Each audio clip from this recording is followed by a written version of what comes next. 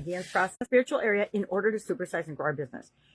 It's incredibly powerful to think about areas and apply techniques and strategies and processes and principles in our business and in our industry that actually are working in other industries. And spiritual principles and spiritual ideas and having a spiritual element to your business is an area that the vast majority of businesses don't even consider. They don't consider that there is a spiritual component to their business.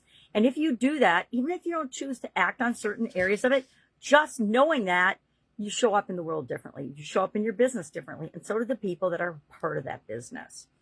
So today we're going to pick a topic, a spiritual related topic or area. You can use the one that we soaped. I may very well use the same idea that I soaped in order to achieve something that I want for the spiritual health and well-being of my business by the end of this year. I like to pick, as we're going through the ideas process, since it's the process for this year, something that we want by the end of the year to have happen. And maybe it's just you create a framework and you consider spirituality as a part of your business. I'm not saying go all in on whatever the majority of the people in your organization believe for faith or something, but think of the different spiritual topics and components we've discussed this month, and there's many more, right? We only have a few days in a month we can talk about different topics that are really related to spirituality.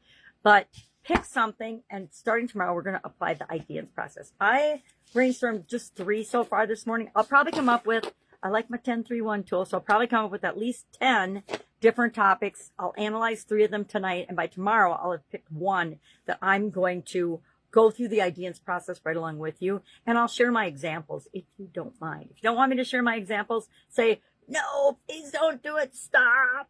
We hear enough from you. But if you want me to, I will. If you'd like me to share someone else's walkthrough as an example, let me know that too, because sometimes I find that helpful to learn from other people's experiences and case studies. And if that helps you, great, I'll do it. If it doesn't, I'll just talk about the topic.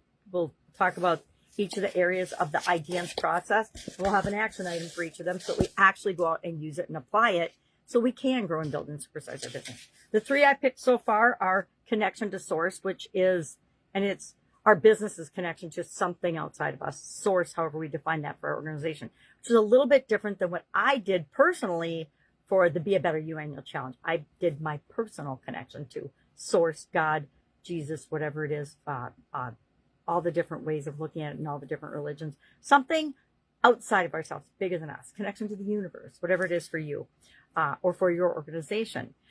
You could do spiritual practices or habits. Do you have any ways that honoring spiritual practices and habits are a part of your organization? That might be something to look at. Spirit in my school community. I'm building a school community. I actually realized when I went on there, I joined with the Alex Hormozy launch and tsunami, I call it, because that's what it felt like. It was an incredible launch. He broke a world record, the number of books sold, and the way he did it was just, I personally think, brilliant.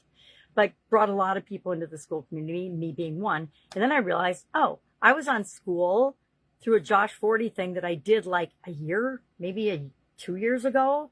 Now, I know school was brand new then, and I really never got involved in it because I was doing other things and it wasn't a priority for me.